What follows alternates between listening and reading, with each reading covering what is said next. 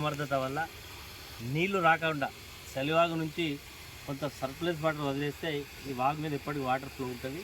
దీనివల్ల 2 పంటలు ఇక్కడ నుంచి ఈ యొక్క చెక్ డ్యామ్ దాటిన తర్వాత కింది భాగంలో టేకుమట్ల డౌన్ స్ట్రీమ్లో కూడా ఇంకొక చెక్ డ్యామ్ ఉంది.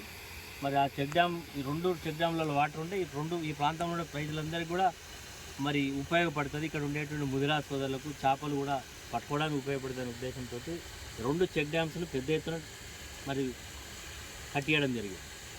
గత సంవత్సరం నీళ్లు వస్తలేవని చెప్పి మరి మేము ఆ రోజు ఆ చెక్ డ్యామ్ కూడా చూసి దీంట్లో నీళ్లు రావాలి, చలివాగు నుంచి వాటర్ అన్న తీసుకురావండి, లేకపోతే ఎస్ఆర్ఎస్పి వాటర్ వదిలితే దీంట్లో వాటర్ వస్తాయని చెప్తే అది చేతగాక ఇలా నీళ్లు ఉన్నాయని చెప్పి అధికార పార్టీకి సంబంధించినటువంటి నాయకులు ఇక్కడికి ట్రాక్టర్ తీసుకొచ్చి హోల్స్ వేసి జల్టన్స్ 6 పెట్టి మొత్తం కూడా దీన్ని బ్లాక్ చేయడం జరిగింది.